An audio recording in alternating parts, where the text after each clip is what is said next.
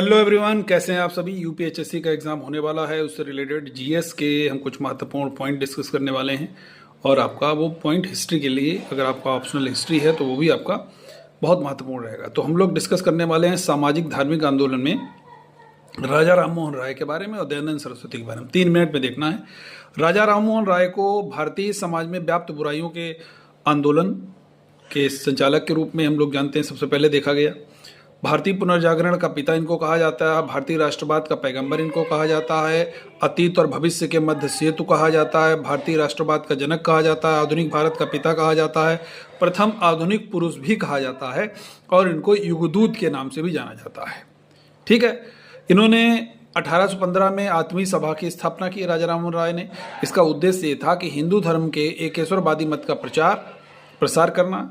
और राजा राममोहन राय को अकबर द्वितीय के द्वारा राजा की उपाधि दी गई और उन्होंने अपने दूत के रूप में 1830 में राजा राममोहन राय को तत्कालीन ब्रिटिश सम्राट विलियम चतुर्थ के दरबार में भेजा था। वहीं पर उनकी 27 सितंबर 1833 को ब्रिस्टल में मृत्यु होती है। वहीं पर उनका मकबरा बना हुआ है। ये अंग्रेजी शिक्षा के पक्षधर थे और ये मूर्ति पूजा, बाल विवाह और सती प्रथा के प्रबल विरोधी रहे हैं। अब हम लोग 1828 में जो है वो आगे चल करके ब्रह्म समाज भी बनता है, वो भी राजा राममोहन राय की ही देन है। अब हम लोग दयानंद सरस्वती के बारे में बात करते हैं। दयानंद सरस्वती जी, इन्होंने 1867 में पाखंड खंडनी पताका लहराई।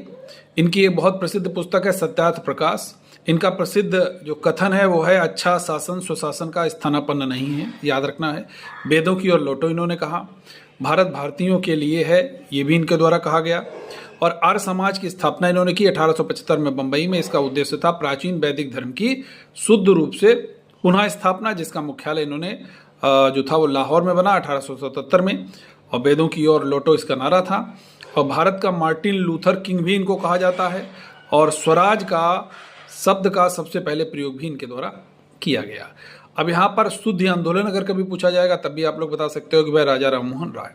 ठीक है। अभी हमारे पास कुछ समय बाकी है, लेकिन एक चीज़ जरूर बताना चाहूँगा कि अगर आप हमारी जीएस सुपर टेस्ट सीरीज से नहीं जुड़े हैं तो भैया जुड़ जाइए।